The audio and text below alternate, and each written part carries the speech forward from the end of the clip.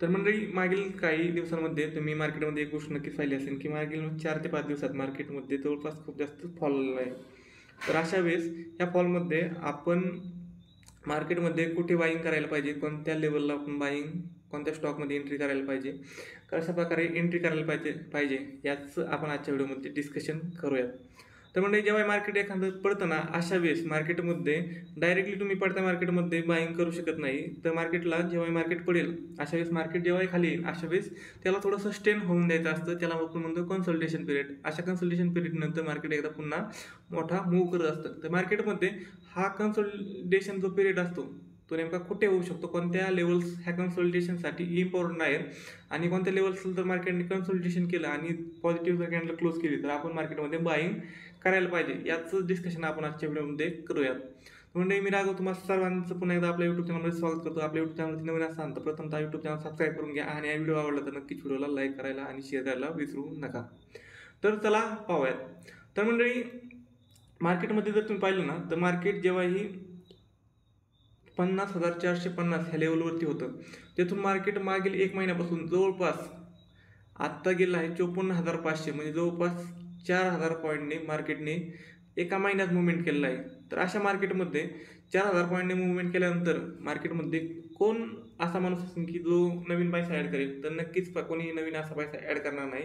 तर मार्केटमध्ये असे जेव्हा मोठा मुवमेंट मिळतो ना, त्यानंतर मार्केटमध्ये प्रॉफिट बुकिंग येणं हे गरजेचं असतं. आणि अशा प्रॉफिट बुकिंग नंतर मार्केटमध्ये ज्या लोकांनी इथे प्रॉफिट बुक केलं ते लोक जेव्हाही मार्केट खालच्या लेवलला भेटतं अशा वेळेसला ते एंट्री करत असतात. आणि हीच लेवल जी असते ती आपल्या लोकांसाठी इन्व्हेस्टिंगची लेवल असते किंवा ट्रेडिंगची प्रॉपरली लेवल असते की जिथे मार्केटमध्ये आपण प्रॉपरली इन्व्हेस्टमेंट करायला पाहिजे. तर आता जर तुम्ही बँक निफ्टीचा जर चार्ट पाहिला ना, तर तुम्हाला असं दिसेल की मार्केट बँक निफ्टी जवळपास 50,400 पासून जवळपास 54,400, म्हणजे जवळपास 4,000 पॉईंटने मुवमेंट केलं. नंतर आता मार्केटमध्ये बँक निफ्टी जवळपास 51,656 आसपास दिसत आहे. तर बँक निफ्टीमध्ये जर तुम्ही पाहिलं ना, तर ही जी लेवल आहे ही एक रेजिस्टन्स होता आणि हा ब्रेक झाल्यानंतर आता हा जो झोन आहे हा मार्केटसाठी एक सपोर्ट बनू शकतो. आणि मार्केटने तुम्ही जर पाहिलं ना, तर आज येथून मार्केटने थोडं रिजेक्शन ही मारलेलं आहे. पण मला असं वाटतं की मार्केटने जर 50,400 पासून जर मोठा मोमेंटम केला होता तर मार्केट पुन्हा एकदा 50,400च्या लेवलच्या आसपास येऊ शकतं. आणि अशा लेवलच्या जर आसपास जर आलं तर ज्या लोकांनी प्रिव्हियसली ह्या लेवलला बाईंग केली होती अशाच तेच लोक पुन्हा ह्या लेवलला पुन्हा एकदा बाईंग करतील आणि मार्केट पुन्हा एकदा इथून वरती जाऊ शकतं, ही मला जास्त प्रॉबिलिटी सध्या तरी वाटते. तर मार्केटमध्ये हे लोक बाय काय करू शकतात याचं सिम्पली मी तुम्हाला काही रिझन सांगतो. ते रिझन जर तुम्ही पाहिले ना, तर तुम्हाला समजेल की मार्केटमध्ये इथे बाईंग येणं खूप जास्त गरजेचं आहे आणि इथे बाईंग येऊ शकते. तर का बाईंग येऊ शकते, तर अमेरिकन मार्केटमध्ये जर तुम्ही पाहिलं तर अमेरिकेमध्ये जे फेड आहे, जे की अमेरिकन व्याजदर जे असतात ते कमी जास्त जे करतं त्याला आपण म्हणतो फेड म्हणतो. आणि हे फेड काय करतं की मार्केटमध्ये जेव्हाही महागाई वाढते अशा वेळेस ते काय करतात, फेडचे इंटरेस्ट रेट जे असतात, जे की व्याजदर असतात ते काय करतात, कमी करतात. तर जेव्हाही असे व्याजदर कमी होतात ना, तर अशा वेळेस मार्केटमध्ये किंवा एखाद्या बँकेत जर तुम्ही पैसे लावले आणि जर बँक 6% जर व्याज देत असेल आणि जर बँकेने व्याज जर कमी केले, मग समजा बँकेने व्याज जर केले जर 4%, तर अशा वेळेस तुम्हाला दरवर्षी 2,000 रुपये व्याजदर हे 1,00,000 कमी येणार. तर अशा वेळेस जे बिग इन्व्हेस्टर असतात त्यांचाही पैसा बँकांमध्ये असतो आणि जेव्हाही असे व्याज जर कमी होतात अशा वेळेस ते लोक काय करतात की तो बँकांमधील पैसा काढून ह्या वेगवेगळ्या देशांच्या स्टॉक मार्केटमध्ये लावतात. आणि अशा वेळेस वेगवेगळ्या देशातील स्टॉक मार्केट ही वरतीच जात असतात. तुम्ही सिम्पली जर पाहिलं तर अमेरिकन मार्केटमध्ये जर व्याज जर कट केले तर अशा वेळेस जे बिग इन्व्हेस्टर आहेत अमेरिकन मार्केटमधले ते काय करतील, तर ते पैसा आपल्या देशातील काढून आपल्या देशातली बँका तो पैसा काढून दुसऱ्या देशात लावतील. तर अशा वेळेस ते कुठे लावतील, तर आपल्या भारत देशामध्ये हे ते पैसा लावू शकतात. मग अशा वेळेस तुम्ही जर मागील एक महिन्यात जर पाहिलं ना, तर मार्केटमध्ये मागील एक महिन्यात FIIने जवळपास 12,000 कोटींची, सप्टेंबर महिन्यात 12,000 कोटींची प्रथमच मोठी सेलिंग बाईंग केलेलं आहे. त्यामुळे अजूनही फेडने रेट कट केल्यामुळे ह्याही महिन्यात खूप जास्त मोठी बाईंग येऊ शकते. अशा वेळेस जे बिग प्लेयर्स आहेत ते नक्कीच अशा मोठ्या लेवलला बाय न करता ते जेव्हा मार्केट खाली येईल अशाच लेवलला ते बाय करत असतात. मग सिम्पली 50,482 ही लेवल जी आहे हे एक स्ट्रॉंग सपोर्ट लेवल आहे. आणि मला असं वाटतं की जेव्हा मार्केट 50,429च्या आसपास येईल ना, अशा वेळेस बिग प्लेयर्स पुन्हा एकदा मार्केटमध्ये एंट्री करू शकतात आणि आपला पैसा पुन्हा एकदा लावून मोठ्या प्रमाणात मार्केटला पुन्हा एकदा वरती घेऊन जाऊ शकतात. कारण मार्केट आत्ता जवळपास किती पॉईंटने जर पाहिलं तर 4,000 पॉईंटने पडलं आहे, म्हणजे मोठा फॉल आहे. तर अशा फॉलमध्ये नक्कीच ह्या मार्केटमध्ये हे बिग प्लेयर्स पैसा लावणार म्हणजे लावणार. तर आपण सिम्पली काय करू शकतो, तर सिम्पली आपण जर पाहिलं ना तर आपल्यासाठी ही जी लेवल आहे 51,800 किंवा 51,748च्या आसपासची लेवल आहे, हे आपल्यासाठी एक एक स्मॉल सपोर्ट आहे. तर ह्या स्मॉल सपोर्टवरून जर मार्केट वरती गेलं तर मार्केट सहजपणे 53,316ची लेवल दाखवू शकतं. पण जर प्रॉपरली जर तुम्ही पाहिलं ना, ही जी कॅन्डल आहे ही आहे इन्व्हर्टेड मोरबुज कॅन्डल, म्हणजे रेड मोरबुज आहे. तर ही बेरिश मोरबुज आहे, त्यामुळे ही कॅन्डल स्ट्रॉंगली निगेटिव्ह नेस दाखवते. तर अशा वेळेस मार्केट हे निगेटिव्ह जर उद्या ओपन झालं तर मार्केट सिम्पली खाली इथे ओपन झालं तर मार्केट पुन्हा एकदा इथे येऊ शकतं. आणि इथे जर आलं आणि मार्केटने जर इथे जर प्रॉपरली जर रिजेक्शन दाखवलं तर अशा वेळेस आपण इथे पुट बाय करणार. कारण मार्केटमध्ये जो स्ट्रॉंग सपोर्ट आहे तो खालच्या लेवलला आहे 50,400च्या आसपास. तर मार्केट जर इथे गेलं तर पुन्हा आपण जर रिजेक्शन दिसलं तर अशा वेळेस आपण पुट बाय करणार. आणि मार्केटसाठी आपलं टार्गेट असेल 50,400 ही लेवल. आणि जर सिम्पली मार्केट इथे जर ओपन झालं आणि मार्केट जर इथून जर वरती गेलं तर अशा वेळी जर मार्केट पुन्हा जर 51,712च्या आसपास आला आणि त्याने जर त्याचा जो प्रिव्हियसली एक स्विंग आहे जो की तुम्ही पाहू शकता, जर त्याने जर असा स्विंग जर तयार केला आणि हा जर हाय ब्रेक केला तर अशा वेळेस नक्कीच आपण इथे कॉल बाय करणार. आणि आपला जो काही स्टॉप लॉस असेल तर हा पॉईंट असेल जो की आहे 51,623च्या आसपास. म्हणजे मार्केटमध्ये अजूनही आपण कसल्याही प्रकारे निगेटिव्ह नाहीत, ह्याचा अर्थ आहे की मार्केट इथे उद्या वरती जाऊ शकतं. फक्त आपल्यासाठी जो सपोर्ट झोन आहे तो आहे 50,400, हे लक्षात ठेवा. मार्केट जर खाली आलं, मार्केटने इथे रिटेस्ट केलं तर आपलं टार्गेट जे असेल ते असेल 50,400. आणि मार्केटने जर ह्या झोनला रिटेस्ट न करता जर मार्केट पुन्हा वरती गेलं तर अशा वेळेस एक स्विंग ब्रेक झाल्यानंतर आपण इथे कॉल साईडला एंट्री करणार नाही. आपला इथे असेल हे स्टॉप लॉस. तर आता आपण सिम्पली निफ्टीचं ॲनालिसिस करूयात आणि निफ्टीमध्ये काही इम्पॉर्टंट लेवल्स पाहूयात. तर निफ्टीमध्ये जर पाहिलं ना तर मी तुम्हाला दाखवतो.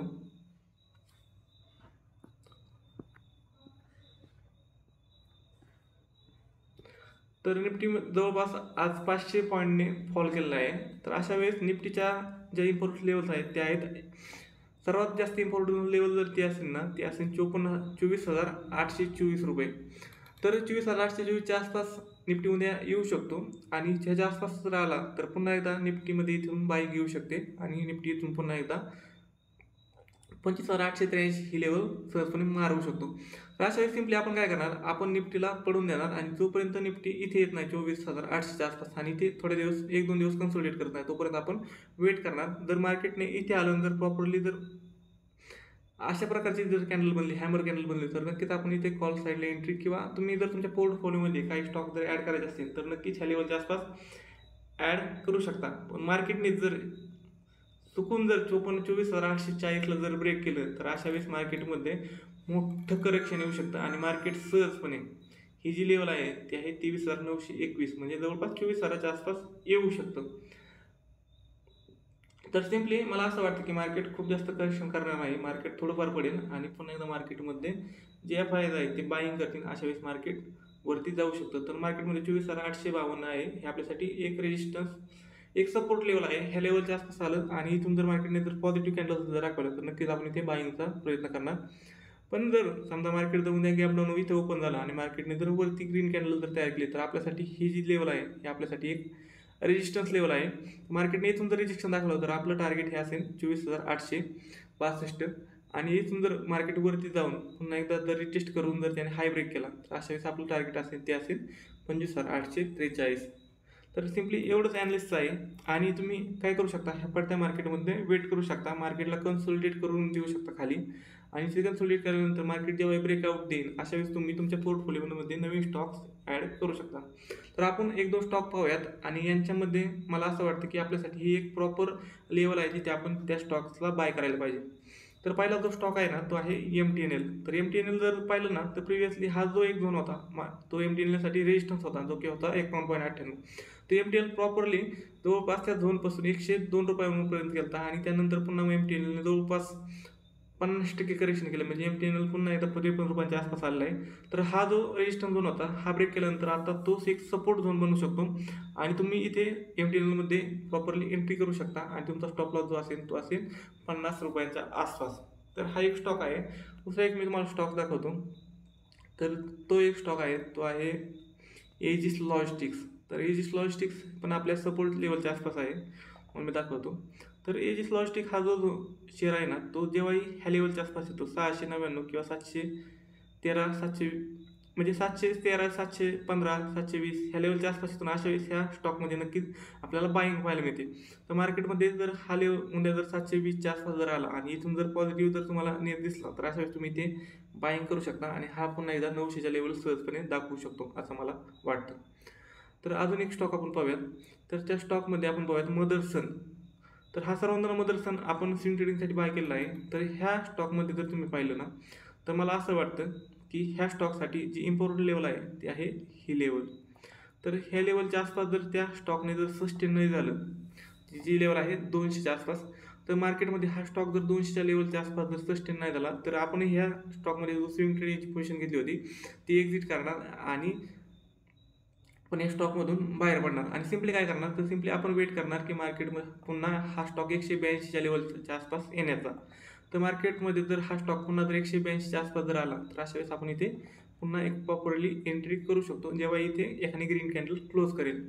कारण मार्केटमध्ये मी तुम्हाला सांगतो, जेव्हा तुम्ही स्विंग ट्रेड करताना अशा वेळेस तुमचा स्टॉप लॉस घेणं खूप जास्त इम्पॉर्टंट असतो. कारण एखादा स्टॉक जर मार्केटमध्ये खाली पडला, तर अशा वेळेस तो मार्केटमध्ये पुन्हा तुम्ही जिथे एंट्री केली त्या लेवलला जाईल की नाही किंवा त्यात जाण्यासाठी किती वेळ लागेल हे आपण कधीच सांगू शकत नाही. त्यासाठी 1 वर्ष लागू शकतं, 6 महिने लागू शकतं किंवा 2 महिने लागू शकतात किंवा 2 दिवसही लागू शकतात. त्यामुळे स्विंग ट्रेडिंग जर करत असाल तर स्विंग ट्रेडिंगमध्ये स्टॉप लॉस घेणं ही खूप जास्त इम्पॉर्टंट गोष्ट आहे. तर मार्केटमध्ये एकपणे 200च्या आसपास प्रॉपर एक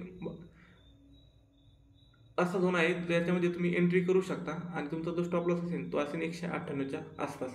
तर हे 3 स्टॉकमध्ये तुम्ही लक्ष देऊ शकता. ह्या स्टॉकमध्ये नक्कीच एक मोठी बाईंग येऊ शकते. प्रॉपरली जर खाली सेलिंग जर झाली, तर अशा वेळेस 182 लेवल हे आपल्यासाठी एक सपोर्ट झोन असेल, इथे आपण एंट्री करू शकतो. तर म्हणजे अशा मार्केटमध्ये कुठेही घाबरून जाऊ नका. एफ-आय नक्कीच आपल्या मार्केटमध्ये इंटरेस्ट रेट कट झाल्यामुळे पैसा लावणार आहे, हे फिक्स आहे. आणि मार्केटमध्ये तुम्ही न घाबरता कोणताही शेअर विकू नका.